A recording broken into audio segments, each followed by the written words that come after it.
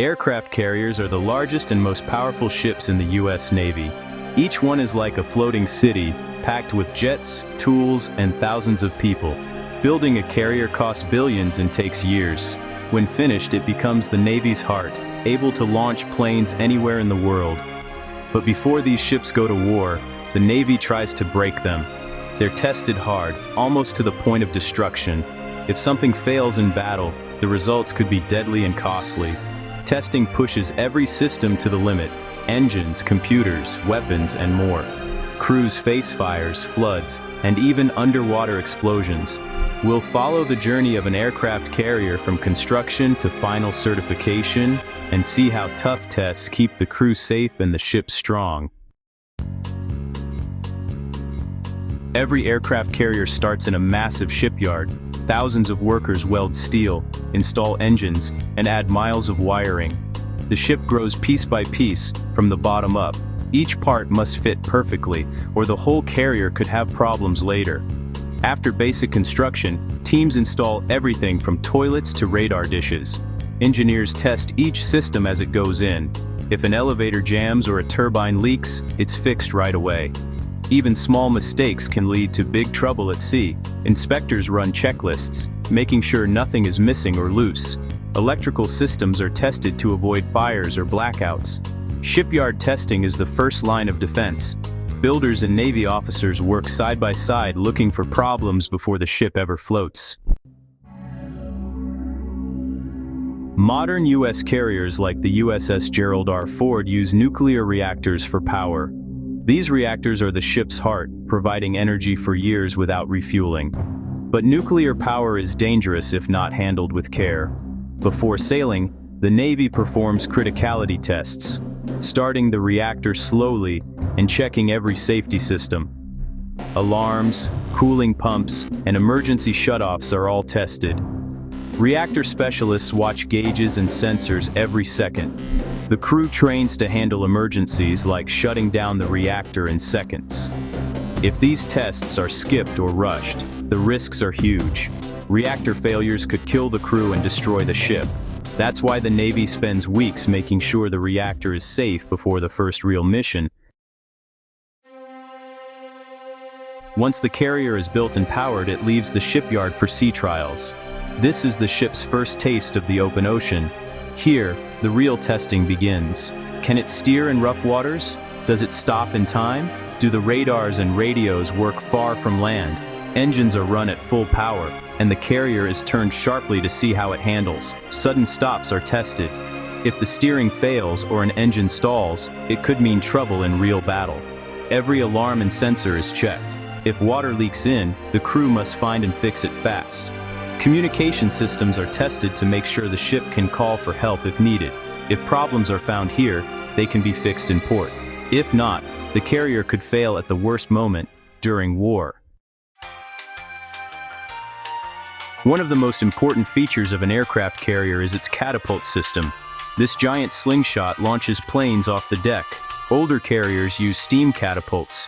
Newer ships use electromagnetic catapults, called EMALs. Engineers run dozens of test launches, using both empty sleds and real planes. Each shot checks for smooth power and safe speeds.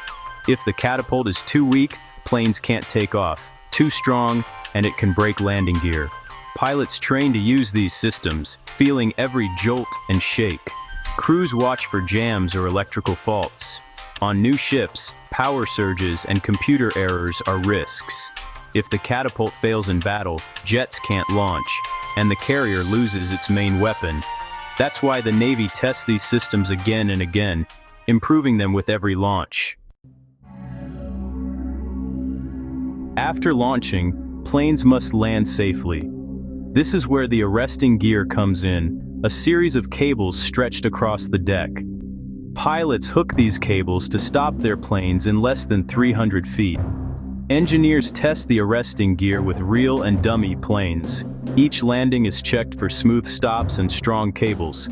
If a cable snaps, it can whip across the deck, hurting crew or damaging planes. Modern carriers use advanced arresting systems, with better braking and more sensors. Pilots practice touch-and-go landings, trying different speeds and weights. If arresting gear fails, lives are at risk. That's why the Navy checks every part, replacing cables and tuning brakes after each test. The aircraft carrier is only as strong as its air wing. This means testing all the jets, helicopters, and drones that will fly from its deck. Pilots train day and night, learning to take off and land in every kind of weather. The Navy runs complex drills, dogfights, simulated attacks, and rapid launches. Ground crews refuel, rearm, and repair planes in tight spaces. Even the smallest mistake, like a missed bolt or a fuel leak, can ground a jet. Communication is key. If radios fail or a plane can't launch on time, the mission could fall apart. If the air wing isn't ready, the carrier can't defend itself or strike the enemy. That's why certification is strict and demanding, with every pilot and plane graded for speed, safety, and teamwork. Battles are messy. Fires, floods, and explosions can happen anytime.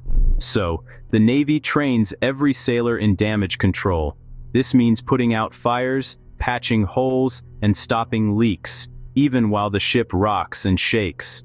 Drills are tough, and sometimes the crew doesn't know when an emergency will hit. Fake fires fill rooms with smoke, water sprays from broken pipes, and explosions knock out lights. Each team has to react fast, using hoses, axes, and special foam. These drills test both the crew and the ship's safety systems. If an alarm doesn't ring, or if a water pump fails, it could lead to disaster.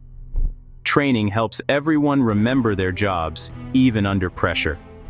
If damage control fails, the carrier could sink or burn out of control. That's why these drills are constant and intense, building muscle memory and trust among the crew. Perhaps the most dramatic test is the full ship shock trial. The Navy sets off huge underwater explosions near the carrier.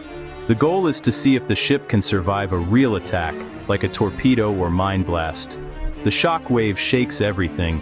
Plates rattle, lights flicker, and heavy equipment can shift or break. Sensors record every jolt, and engineers watch for cracks, leaks, or broken parts. Even computers and radar are checked for damage. On the USS Gerald R. Ford, these tests caused water to spray and alarms to ring. But the ship survived, showing its strength. If something fails, repairs are made right away. These explosions are risky, but they reveal hidden problems. If a carrier can't handle shock, it might not survive in war.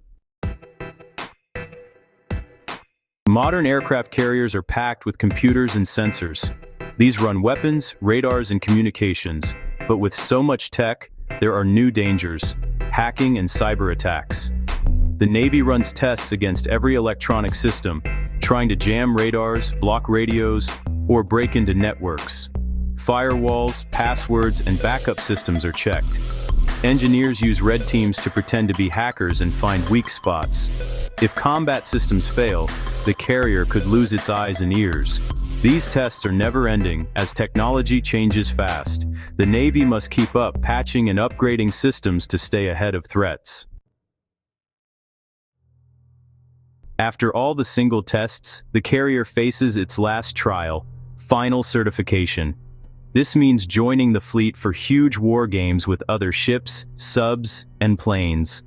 It's like a full dress rehearsal for real combat.